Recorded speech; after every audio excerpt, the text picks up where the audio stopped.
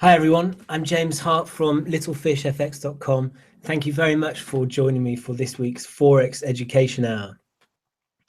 For those of you who don't know about Littlefish, Littlefish FX is a trading, education and analysis provider, and we focus on delivering quality, insightful live analysis of the major currency markets each day, as well as a range of high-end learning materials designed to educate traders about all aspects of trading the markets. Now, recently, as part of the content that we offer, we've also started issuing daily trade alerts. These trade alerts have been running live for 7 months now.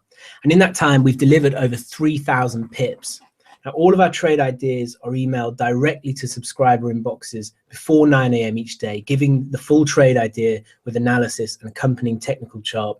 And each trade alert update is then delivered via email, giving the specific trade levels and the trade management notifications relevant to each trade. So in today's session, we're actually going to take a look at some of the key methods that we use in generating these trade ideas, as well as looking through some of our recent trades to give you an idea of how we combine these different technical elements to actually generate the ideas, and also the sort of trade ideas you can expect as part of the service.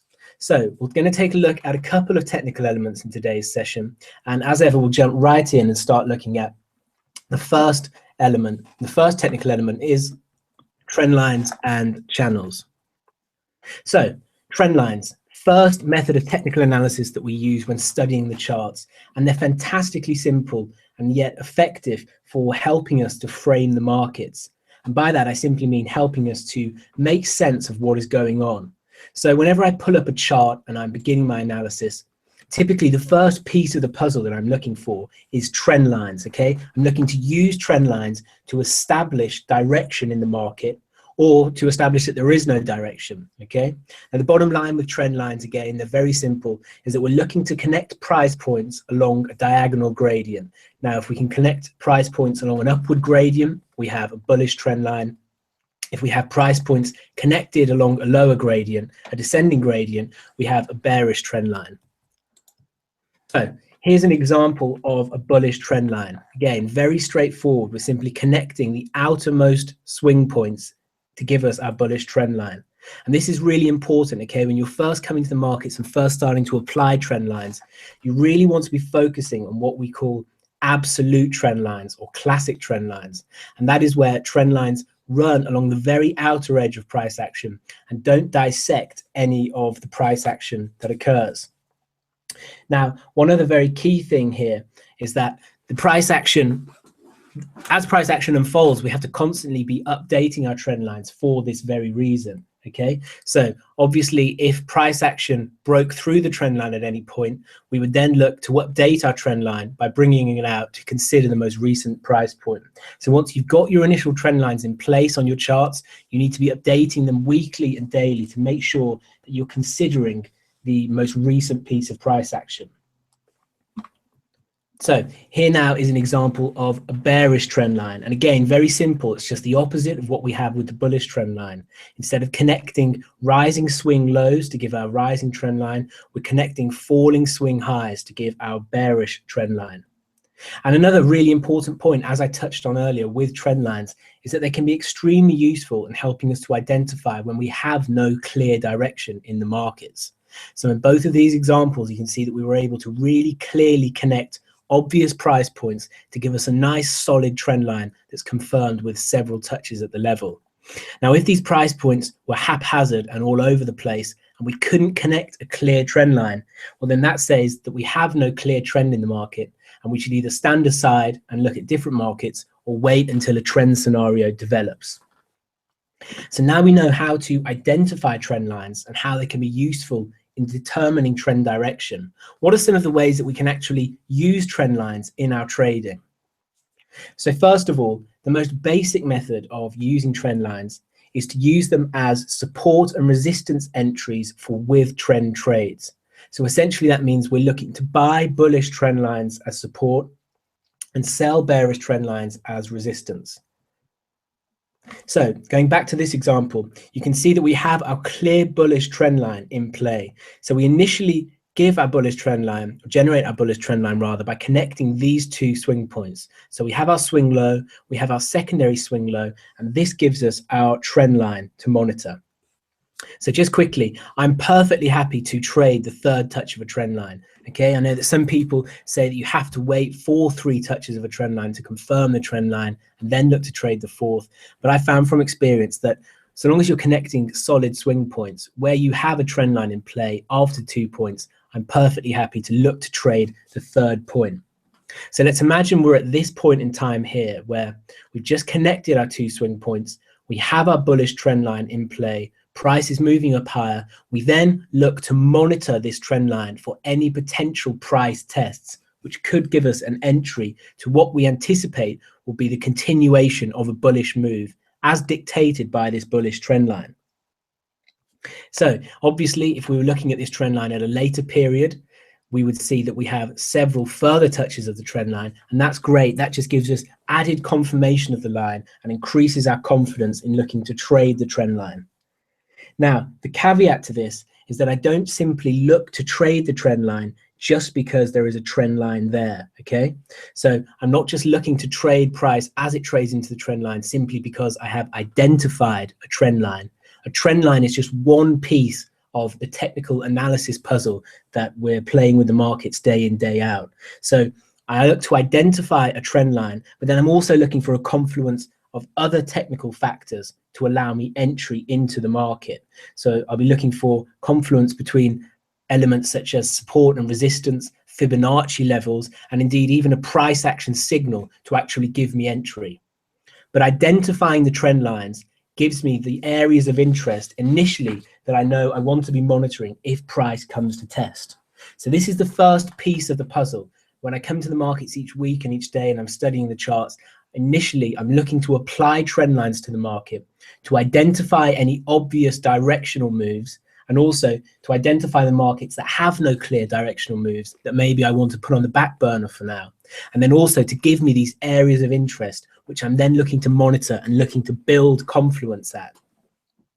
Now, the next way in which we can use trend lines, and this is where we start to get a little bit more strategic with our trend line analysis, is where we're looking to play the retest of broken trend lines. So we know, as we see here, that a rising trend line acts as support because there is demand present along that gradient. So what happens when price breaks down through that rising trend line? Well, generally, the dynamic that we see develop once price has broken down through a rising trend line is that at the point that it comes back up to retest the underside of that broken trend line, we generally find that the broken trend line will then act as resistance, okay? And this is down to the shifting order flow dynamic present at this area. And we'll come on to that in a little more detail shortly. So this is another scenario we can keep our eye out for then, when we get a break of a clear trend line and a retest. So looking at this example, you can see that price was traveling clearly along this trend line. We had our first 2 touches here, which we connected to give us our bullish trend line. We had further touches up here, but then at this area here, look what happened. Price sold off sharply, breaking down through that rising trend line. So at this point here, we know that all of the demand that has been present in the market up until this point along this trend line has now been absorbed and overwhelmed by supply. Supply is now stronger at this level than demand was previously. So we can anticipate that if price trades back up and retests that area, that supply will remain in the market and be strong enough to send price back down. And you can see that's what happened. Price traded back up, retested the underside of that broken trend line, and the supply that was strong enough to create the break of the trend line in the first place remains in the market and sends price lower. Now, in addition to just applying one single trend line to price, we can actually apply dual trend lines to help us identify channels. Now, channels again are another incredibly effective tool for helping us frame the markets and provide more color and direction, more color on direction. And the bonus with using channels is that they actually give us more areas of interest to look at when we're scouting the market for potential trade opportunities. Quick question here. Scott says, do you prefer to trade trend lines or horizontal levels? That's a good question, Scott. Typically, I like to trade a confluence of both. So if it came down to just trading one, generally the majority of my trades would tend to be based on horizontal levels, so key structural support and resistance points, which we'll look at next. Trend lines also, I do take trades based on trend lines, but I prefer to take trend lines where they have a confluence with other elements such as structural support and resistance. Okay, so moving on to channels. Okay, when we apply channels to the charts, it's very simple. Again, all we're doing is identifying, first of all, a clear trend line. So in a bearish period such as this, where we have a nice clear down move, we identify our bearish resistance trend line. And again, simply by connecting these two price points, okay? So we identify our two solid swing points, which give us our trend line. All we do then is clone that trend line, okay? So it's simply copy that trend line and move it to the other side of price. So this is a bearish channel. We move the bearish resistance line to the downside. If it was a bullish channel, we'd move the bullish support line to the top side.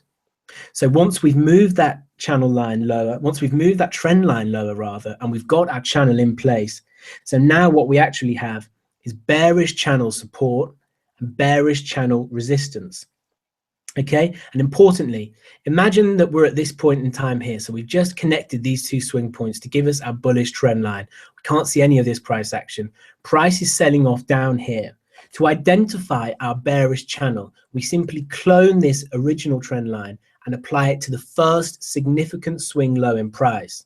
So that we apply it to this swing low here, and we can see the trend line, the channel support line rather, running down at this point. So we anticipate that as price travels lower, it's going to find support into that level. Now, if it doesn't, then the channel isn't confirmed and we don't have a channel clearly.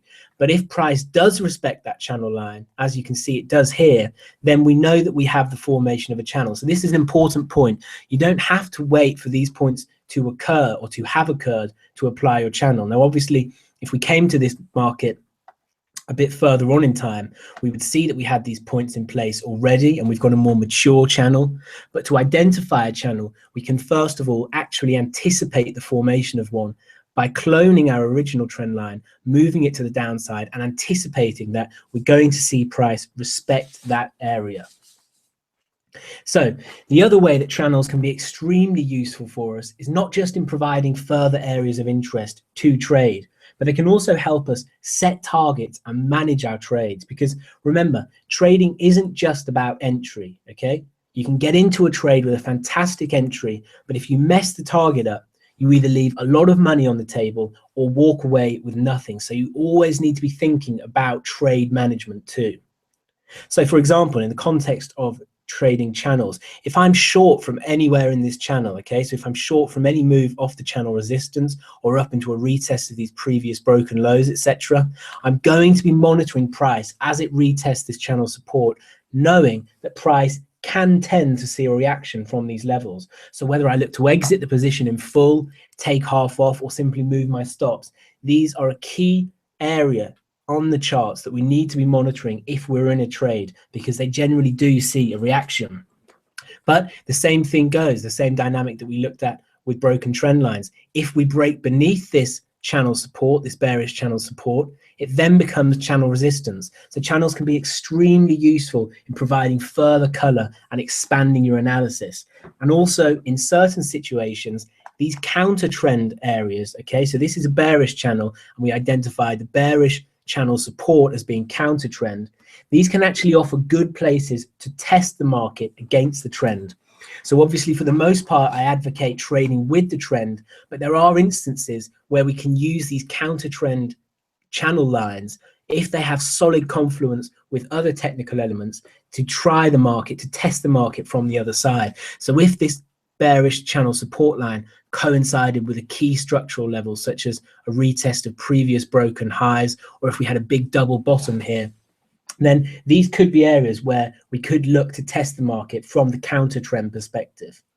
So this is the first piece of the puzzle, trend lines and channels, okay? Now we're just taking quite a brief look at these areas today to introduce you to these topics. But for those of you who are interested in learning more about these areas, then definitely check out the website. We have bunch of free material. We also have the Forex Master Course, and you can get in touch with myself and the other LFX traders to ask any questions that you have.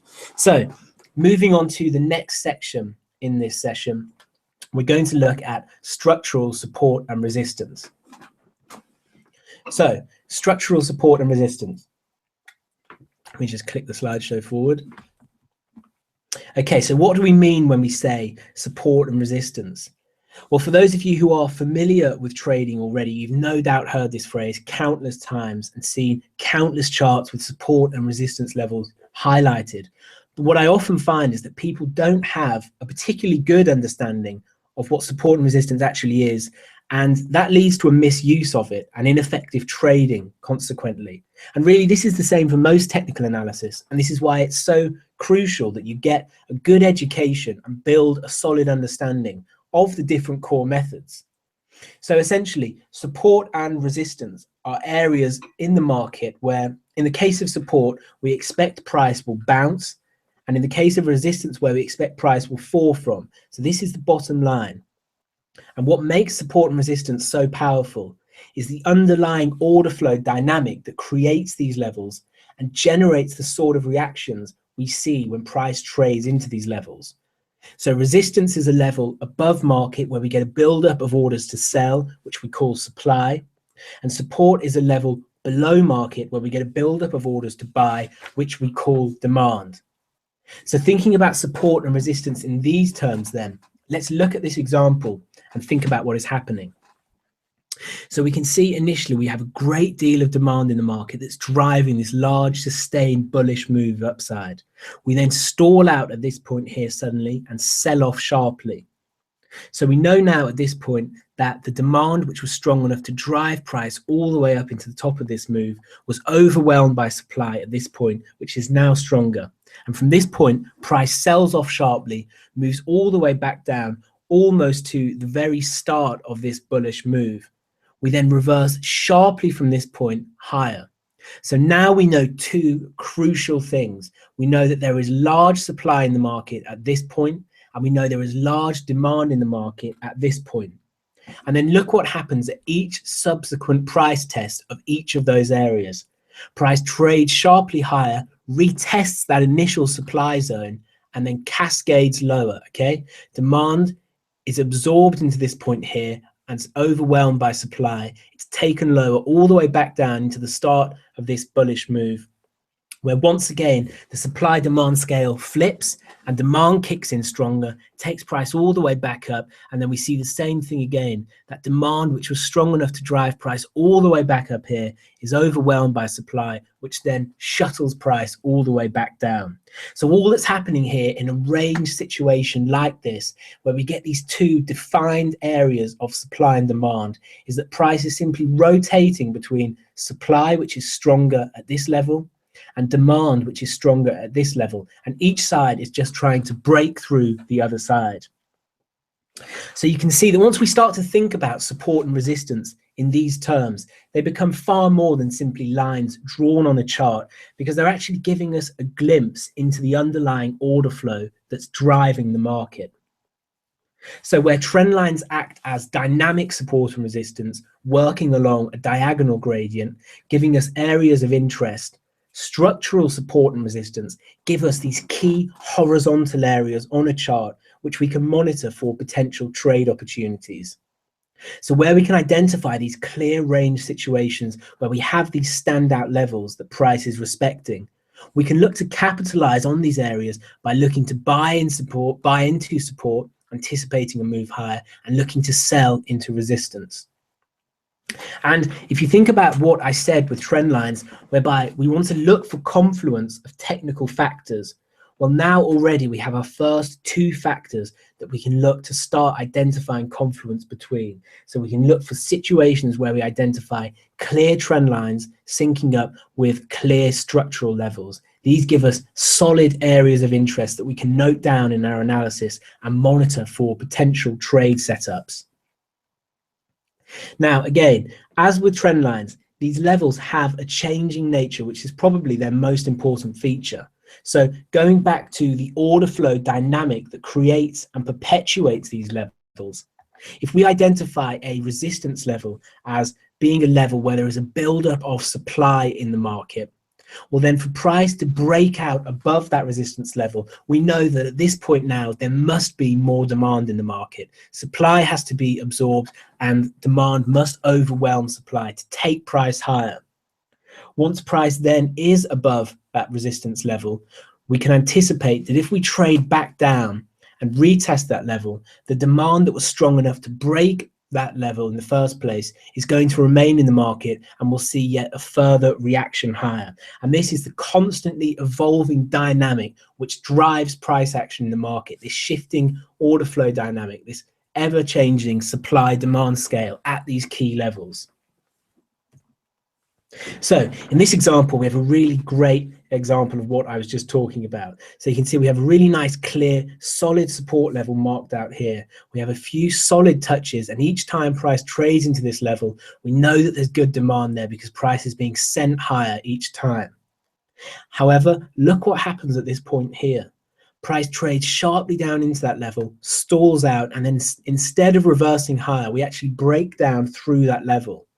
So once we've broken down beneath this level, which we know previously held strong demand in the market, well, we now know that there must be strong supply in the market. Supply must be stronger than demand was previously to have taken price down below that level. And so once we're trading below that level, we can anticipate that if we trade back up and retest that broken support level, that supply which took price down through the level in the first place is going to remain and send price lower. And you can see that's exactly what happened. We traded up, retested those broken lows, supply remained heavy there, and price sold off. So you can see now how we can start to build these levels into our analysis. And a really key part of my chart study each week and each day is marking out these key levels, these areas where I anticipate we might get a reaction, whether it's a range bound scenario, such as we looked at earlier, where I'm looking at a clear support and resistance levels to fade the range, or here where I've identified the break of a key structural level, and now I'm looking for price to trade back up into a test of that level, looking to play a continuation of the breakout move. But our analysis doesn't stop here, okay? Remember, our task is to build the strongest case possible for taking a trade, and we always want to identify as many factors in confluence as possible, okay? So the next area of technical analysis that forms a key part of my analysis and my trade idea generation is Fibonacci analysis. The process of identifying key Fibonacci levels and seeking to identify areas where we have solid confluence between Fibonacci levels, other key technical aspects such as trend line support and resistance, etc. So what is Fibonacci analysis? Fibonacci analysis, really incredibly interesting stuff, okay? And it's one thing that really pays to study in great detail. So if you're interested in this, definitely do some further research on it, because again, we're just looking at these issues briefly today to introduce them. So the bottom line with Fibonacci trading is that we look to use Fibonacci tools such as the Fibonacci retracement and the Fibonacci expansion tool to highlight key levels in the market. And these levels you will often find tend to yield powerful reversals, okay? These can be really highly effective areas of interest. And oftentimes in a trending market, for example, you will see that the point at which a retracement or a correction fails and the trend resumes again often originates at a key Fibonacci level. So it's definitely worth studying these in greater detail. Now, the Fibonacci measurement tool applies specific ratios to the market to measure price swings, identifying important levels based on the underlying mathematical principles which underpin the Fibonacci number sequence. And this is a number sequence which is found throughout nature, from flowers and honeycombs to seashells and star constellations. So again, really incredibly interesting stuff. Definitely well worth some deeper study. Now, as to why these levels work so well in the market, there's really two schools of thought. One is that they work specifically because of their relation to natural geometrical formations, and the market is a geometrical formation like any other. And the other school of thought is simply that so many traders and algos pay attention to these levels and trade them that they become a sort of self-fulfilling prophecy. Now, I mean, the bottom line really is that we can't be sure which of the two is right, and it's probably a mixture, but the key thing is that these levels do tend to work, and they can be extremely useful as a part of our analysis. So the first way in which we look to use the Fibonacci analysis is the Fibonacci retracement tool. Now, the retracement tool simply measures a swing in price and then gives us key Fibonacci levels within that swing at which price is likely to reverse from, or could reverse from rather, to continue in the direction of the original swing. So let's look at an example and I'll explain that a bit more clearly. So in this example, we can see we have a really nice, clear, bearish move, a big swing in price to the downside. Now, let's imagine we're at this point in time here, okay, where we're just starting to move up off these lows, and we want to be thinking about potential levels in the market which might act as resistance to turn price lower again in line with this initial directional move. So we can go ahead and in this instance apply our Fibonacci retracement tool. Because this is a bearish swing, we measure from the high to the low. If it was a bullish swing, we measure from the low to the high. So we go ahead and plot in our Fibonacci tool, and this automatically gives us our Fibonacci levels, okay? There are key Fibonacci levels that you want to pay attention to, and the great thing is they typically come as standard, as default settings on the vast majority of trading platforms that you use. So we've got the 23.6, 38.2, 50, 61.8, and finally the 76.4. So these are the key levels we want to monitor. And you can see in this example immediately just how important these levels can be to the market, because look how many times we've seen a reaction as price tested these levels. So initially we saw price stall at the 38.2% retracement. We then reversed from the 50% retracement before reversing ultimately from the 61.8% retracement. So just in this one picture alone is a strong representation of how important these levels can be. And I promise you, if you pull up any higher time frame charts, so go on the weekly chart or the monthly chart and start plotting some Fibonacci measurements, you will be amazed at the amount of key turning points which are found at these key Fibonacci levels. So it's definitely worth spending some time doing that. Now, again, Fibonacci retracement levels are another key technical factor which we can combine with other technical factors, such as that which we've looked at already, like trend lines, support and resistance, etc., to establish confluence at a certain level and develop trade ideas. And so now as we start to introduce more of these technical concepts, hopefully you're starting to get a clearer picture of the kind of elements that we're looking for when we're generating trade ideas on a daily basis.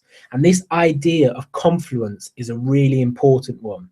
The areas on a chart where you're able to identify strong confluence of technical elements, these are the areas where you want to be looking to trade.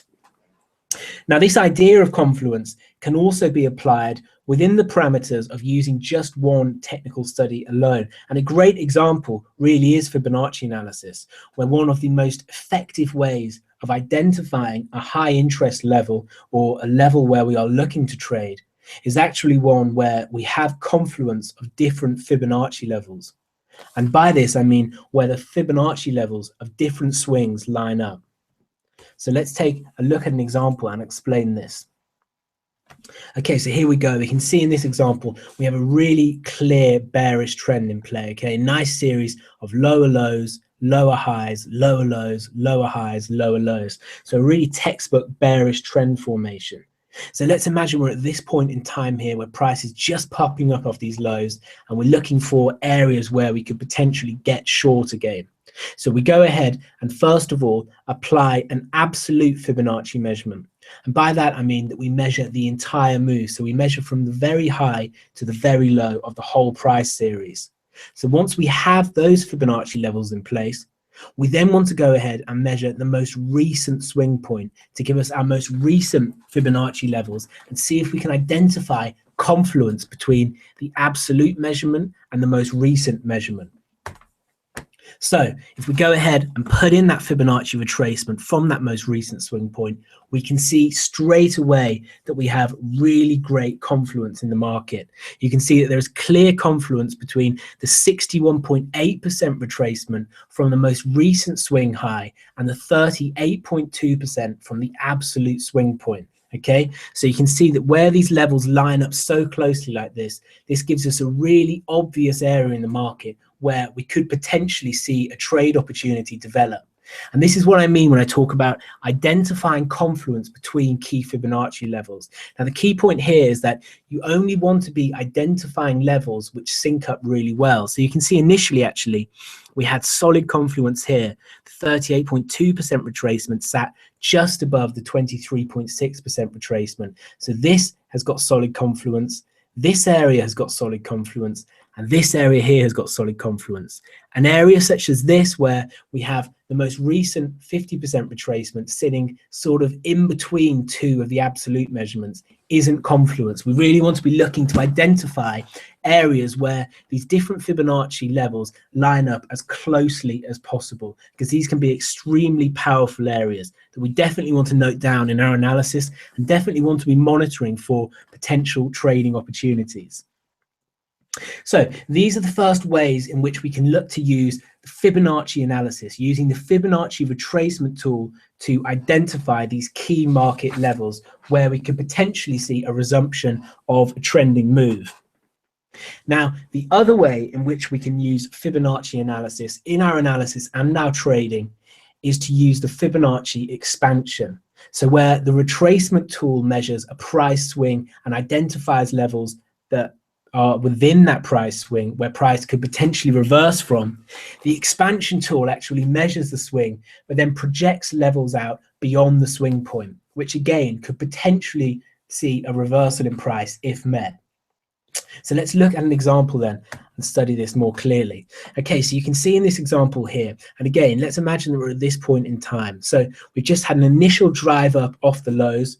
We've retraced, failed to break through that low, put in a higher low here. You can see we have a nice key reversal and then traded higher from this point. So as we start to turn higher from this point, as we have our double bottom in place and price is turning upward again, and we want to look to monitor, or to identify rather, key levels in the market that price could potentially target or stall at in future, one way that we can do this is by applying our Fibonacci expansion tool.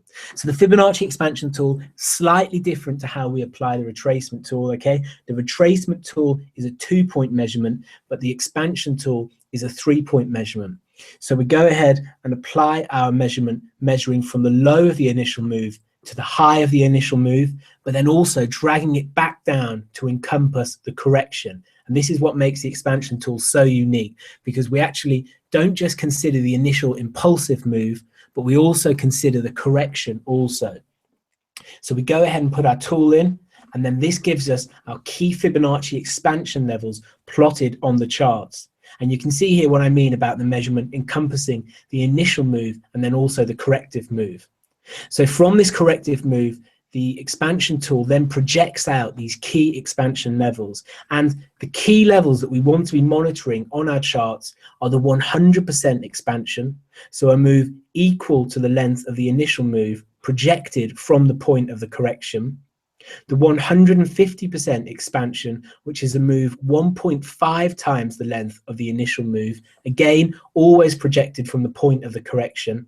And then finally, the 200% expansion level, which is a move twice the length of the initial move, again projected from the point of the correction.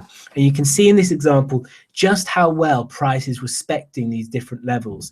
So initially we trade up and retest the 100% expansion level, where we see price significantly sold off. Price then trades back up, retest the 150% expansion level rather, where again you can see we get a really significant reaction here, before finally taking one stab higher, trading up into the 200% expansion, where price ultimately finds resistance and the move is completely reversed. So you can see now just how important these levels can be to the market and the sort of powerful trading opportunities they can afford us. So keeping an eye out for these key expansion levels in the market is definitely something that you want to include in your analysis. And again, looking to build this picture of confluence. So looking to identify expansion levels in confluence with retracement levels, in confluence with structural support and resistance and or trend lines. always looking to build a full picture of analysis will really help strengthen your case for trading and increase your success. So the final piece of the puzzle that we're going to talk about in this session, the final elements involved in my daily chart study and the chart study of the other LFX traders, is price action and candlestick patterns.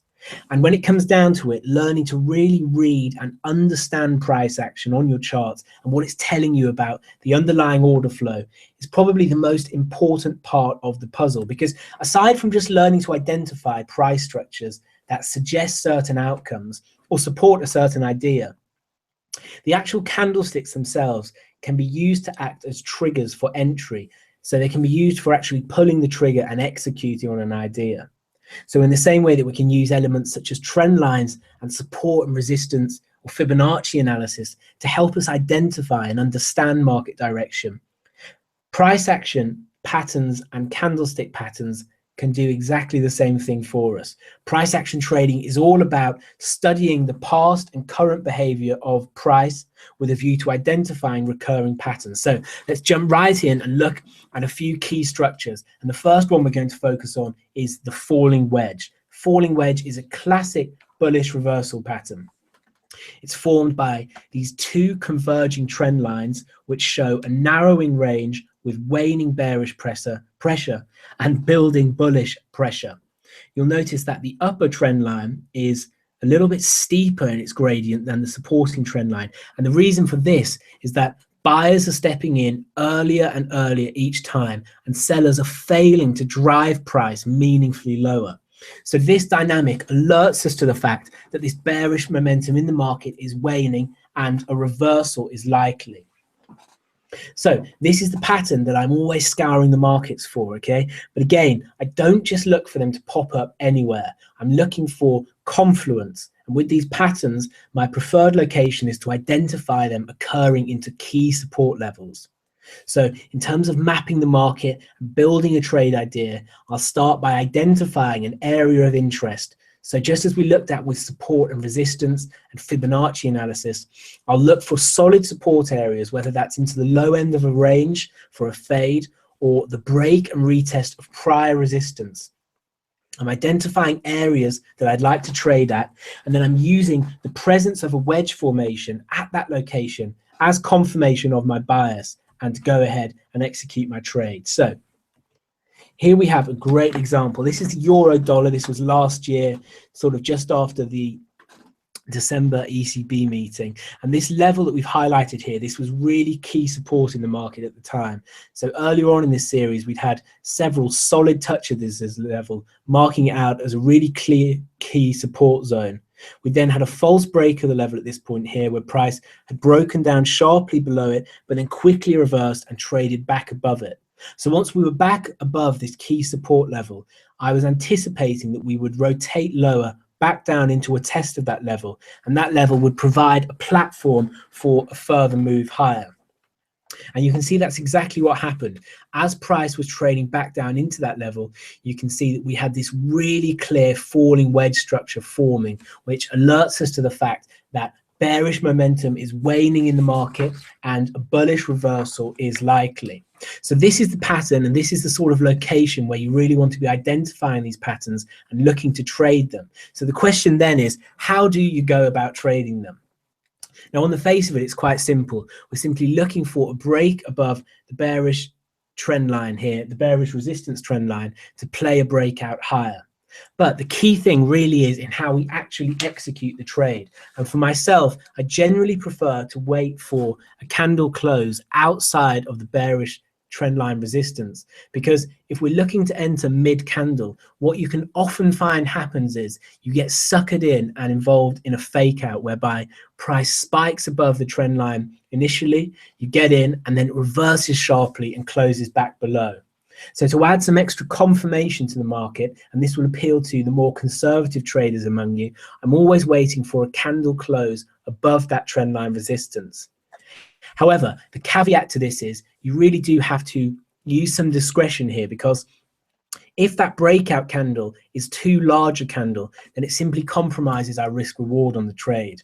So you can see in this example here that the candle closes just above the bearish channel resistance line, the bearish wedge resistance line rather. And so this gives us really nice risk reward with plenty of room up to our target, which is the top of the structure. However, if the candle had been a really large breakout candle, as we can see some other large candles in this series, and we close somewhere in the middle of the structure, then that would really compromise our risk reward on the trade. Our stop has to go somewhere just below the low of the structure to allow for a retest, and we're playing for a move up to the top of the structure. So we really want to be looking to get in as close to the bottom of the structure as possible. So anywhere outside the bottom third of the structure, for me, negates the entry. Now, the target on the structure, as I just touched on there, is actually a move to the top of the structure, okay? A lot of people identify this as a breakout pattern. They get involved, prices taking off higher, and then they get greedy and they look to hold it. Well, not necessarily that they get greedy, but they don't particularly understand the structure of the market and the way in which these patterns usually play out. Because what often happens is price will trade all the way up to the top of the structure, as we do here, and then it will simply reverse lower. So whilst we are playing for a breakout, the breakout that we're usually going to see is actually just back up to the top of the structure. Now, another dynamic which often comes into play here, which we need to consider in how we trade these patterns, is what we saw happen here, where price breaks out of the structure, trades up into the middle of the range before reversing and trading back down, only to retest the breakout zone before then reversing again and going back up to target. And for those of you who move to break even too early, and this can be a cardinal sin in trading because it will often jeopardize your chances of success with a trade, you'll generally be very frustrated because this dynamic tends to play out quite a lot, where price trades back down, retest that breakout zone before going on to target. So you really do need to consider this in how you take these trades. Now, the flip side to this structure is, of course, a rising wedge. So this is the bearish reversal pattern.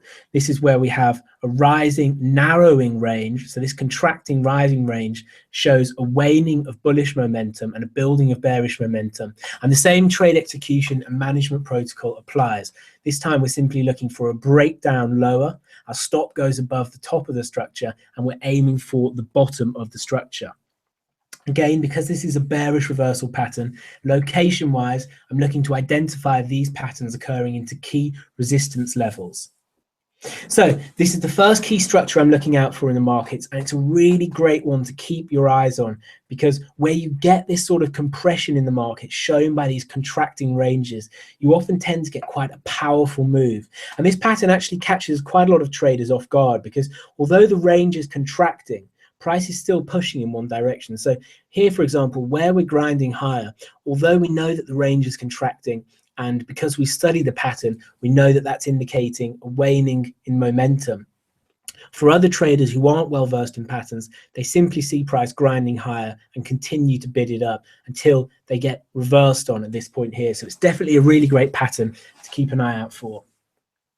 So the next and final structure that we're going to look at in this session is the classic head and shoulders pattern.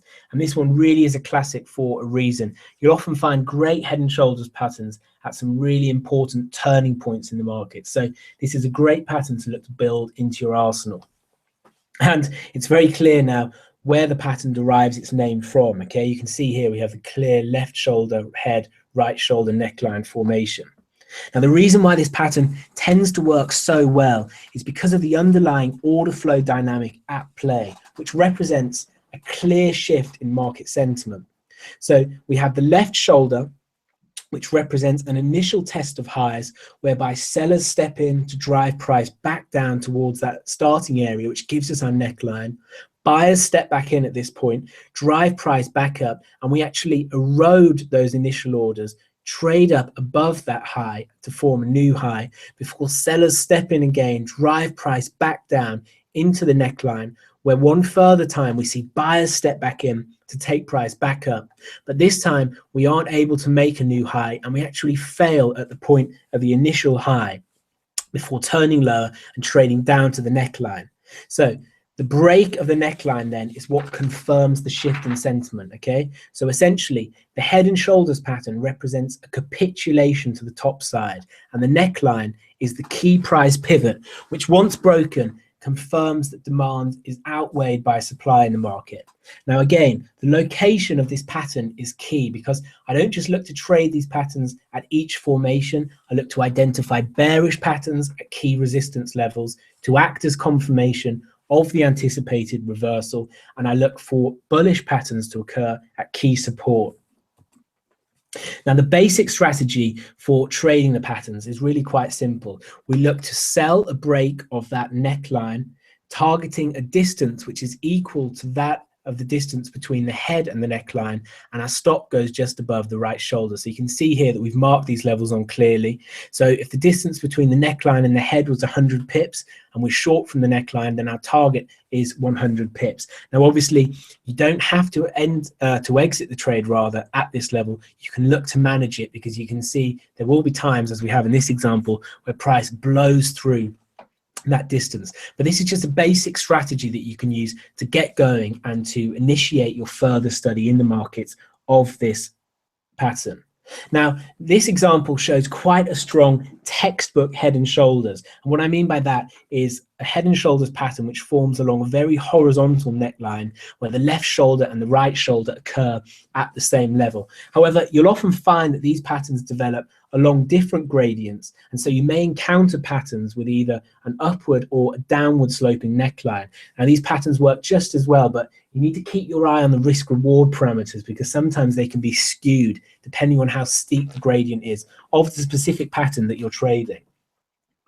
Now, as with the wedge pattern, wherever we identify a structure that we use to trade a breakout, we can also trade a retest of the breakout. So in this case, we trade a retest of the broken trend line. And we'll actually look at an example of this on an inverse head and shoulders formation to give you a quick look at the inverse of this structure, which is actually the bullish reversal pattern. So you can see here that we had a really neat inverse head and shoulders pattern in the Kiwi dollar. So you can see we had our left shoulder here, our head, our right shoulder, and our neckline. And you can see that once price broke above that neckline, look how the price action developed from that point. So after breaking out above the neckline, confirming our inverse head and shoulders in play, we then saw price trade back down to retest that broken neckline rather. And you can see that we actually tested it several times before then trading up to target. So this really confirms just how important a price pivot zone these neckline areas are in the markets. And we know that it's down to the underlying order flow dynamic that we talked about in the support and resistance section. We know that there was a lot of supply in the market at this point previously to keep turning price lower. And then once broken, we know that there is stronger demand in the market at this point. And so when price trades back down to retest it, we anticipate that we'll get a bullish move. And that's what we saw happen. And again, as with the falling wedge, this factor we really need to consider in how we trade this pattern, because this dynamic of breaking out only to retest the neckline before then moving off to target is a really common occurrence. And again, if you're moving to break even too quickly on these trades, you're really jeopardizing your chances of success. Now, alternatively, they do pose some opportunity because if you aren't the type of trader who is happy to play a breakout, as some traders aren't, you can then look to play a reversal trade using this broken neckline as support. The caveat to this is that we won't always see a retest. There will be instances where price breaks through the neckline and simply takes off. Now, another way in which I really like to trade head and shoulders patterns, and that brings us to our final segment, which is candlesticks, is where I'm looking to trade an anticipation of the formation of the right shoulder. So I mentioned that with textbook head and shoulders patterns, you'll often find the right shoulder occurs at the same point that the left shoulder does. And so where we identify a clear left shoulder and a clear head respecting a neckline, and then monitoring the price level at which the left shoulder formed. And once price trades back up there, I'm then looking to get short, anticipating that we're going to see a head and shoulders pattern form. However, the key thing is I don't just trade this level cold, okay? I'm not just playing a strike of the level. I'm looking to identify price action confirmation. And one of my favorite price action confirmations is the pin bar. So this is the pin bar candlestick. It's defined by its relatively small body and long wick, which is referred to as the nose. And this is in reference to Pinocchio's nose. hence the name pin bar. Essentially, the idea is, again, in reference to the Pinocchio story, that the nose signals that the candle is lying. So if the candle has a bullish body and the long wick, that's signaling a potential forthcoming bearish reversal. And if the candle has a bearish body and a long wick, that's signaling a forthcoming potential bullish reversal. So where I am looking, the way that I'm looking to trade these two elements in conjunction is I'm looking for price to trade up into the level that the left shoulder formed at, giving me a possible right shoulder. And then if I see a bearish candle reversal stick, such as bearish pin bar, I'm looking at that as being confirmation of my bias, and I'll go ahead and trade short. So here is an example of this dynamic in play. You can see here we had our left shoulder initially, price sold off, buyers stepped in here to drive price back above that initial high to give us our higher high, which makes our head. Price then traded back down all the way into that initial neckline area where buyers stepped in once again, drove price back up, but they weren't able to make a new high this time. And in fact, they only got as high as the left shoulder. Now, importantly, all we need to do once we see this formation happening, so imagining we're at this point in time here where we have our high, our higher high, and our neckline, we mark out the level of the left shoulder and we simply monitor price action as it trades into it. And if we identify a bearish pin bar as we do here, then we can go ahead and trade that pattern, anticipating that we're going to see a head and shoulders pattern form. The beauty of trading it in this way, although it's a little bit more aggressive because the pattern hasn't actually formed, again, all we're really doing is using our understanding of price action, of structural support and resistance. The beauty of getting in at this point is that we have a much better risk reward profile because we're in at a much better entry. It gives us the opportunity to trade even just down to a test of the neckline. But if we choose to hold for the proper breakdown, we're in at a much better entry and can make a much better reward on the trade.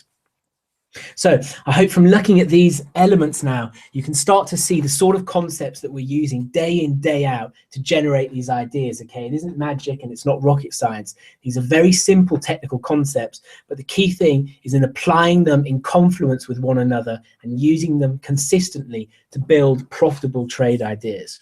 So I thought that I'd wrap up finally just by running through a couple of the great trades we've given as part of the signals on the website to show you precisely how we combine these different technical elements to generate our signals and give you an idea of the sort of winning trades that you can expect as part of our service. So here we have an example of a great trade that we had in euro sterling towards the end of last year, I think. This was a nice 300 pip winner. And essentially the thinking was euro sterling had been in this really clear downtrend for recent years. We then bottomed out over 2015 and formed this really clear range structure. And our trade was actually a short from this level here, where we had confluence between the key structural area here, which was a double top, and the 50% retracement, Fibonacci retracement from that recent swing high. Now, we had added weight to this structure also because we had bearish trendline resistance sitting just above this level. So this was a great short trade. We got short as we broke down back through the low here, traded all the way lower down into this area, and actually exited the trade as we formed this inverse head and shoulders, okay? So the pattern we were just looking at a few minutes ago, we formed this inverse head and shoulders. I was very wary of this price point. I was looking for price to break down meaningfully low it. And once we didn't, once we stalled there, I simply got out of the trade. So that was a great 300 pip winner in euro sterling. We then had a great 230 pip winner in the euro dollar, and this was another really straightforward technical play. Price had been moving in this broad bullish channel over 2015. We then broke down through the bullish channel at this point, indicating a potential shift in sentiment. And then at the point that we broke down through this really key structural support zone, that to us confirmed the shift in sentiment. We then got short as price traded back up and retested the underside of those broken lows. So you can see here how we're combining these different technical elements such as trend lines and support and resistance, using the break of the trend line to alert us to a possible trade, and then using the break and retest of that broken support level to get into the trade. So we got in short here and exited just before that December ECB meeting for a nice 230 pip winner. Here again, another great 300 pip trade in cable. And again, all of these trades are logged on the website, so you can go onto the website and check the performance history of the trade alerts, and each of the trades that we've issued over the last 7 months is on the website with all of the original analysis, so you can check these out. So we had a nice contracting triangle formation in cable showing contraction within a bearish market. We then broke down aggressively through that rising triangle support line, traded back up, and again, look, very simply, just identifying confluence amongst these technical factors. We retested the broken underside of that trend line, retested this key structural area formed at this big low, and this gave us a really nice 300 pip winner. Back in February, we had another great 200 pip trade in the Euro Kiwi, and this was a really nice one. You can see that price had been caught up in this really unclear range-bound situation. And this again shows where it really pays to understand the technical elements that you're using, because although price looked like it was going nowhere here, and it was in a very messy period, we could identify these two very clear technical markers. We had a bearish resistance line, which was capping price diagonally, and we also had this key structural resistance line, which was capping price. So once price broke out above that bearish trend line resistance, this alerted us to a possible change in direction. And then once price finally got out above this key structural resistance level, this gave us the go ahead to enter the trade, and we got long. But crucially, we weren't looking for a blowout move here. We banked 200 pips just as we tested this next swing high, okay? Because we identified this was a range bound situation, although we got a breakout here, we weren't expecting that this was going to be a meaningful directional move. So this is where this expertise in reading the market and studying the charts really comes in handy, because if we had held on to this trade looking for it to be a big 1,000 pip runner, we would have been disappointed because it came back on us. But instead, we were able to quickly bank a nice 200 pips on that trade. And the same sort of premise in this Australian dollar trade that we had just recently, back at the start of March. So we saw the retest of this really key structural area in the Aussie dollar. We traded back up into a retest of these big broken lows, tested that level, we got short, price traded down, but we actually ended up exiting this trade early because you can see here that we failed to get back below these key swing highs. So I'd identified this area as a key price pivot for this trade, and I was hoping that we were going to get back under that area quite quickly, maybe retest it and then continue to trade lower. But once price action traded back down into this level and failed to close back below, this alerted me to the fact that we were potentially going to see a continuation of the short-term trend, which was to the upside, and that is what happened. But instead of getting stopped out on that trade or getting a break even, we were able to use our expertise in reading the charts to still come out of that trade with a nice 120 pip winner. Okay, so I hope you've enjoyed that session today, everyone. We've taken a look at a lot of different things quite quickly, but hopefully now this will give you a better idea of the sort of elements that we're using in generating our trade ideas. And again, the trade ideas have done 3,000 pips now in the 7 months that we've been running them. So if you're interested in getting those daily trade alerts or finding out more information or looking at some of the previous trades, then please head to the website www.littlefishfx.com. And in the meantime, take it easy, everyone. Have a great week, and I'll catch you next time. Thanks a lot.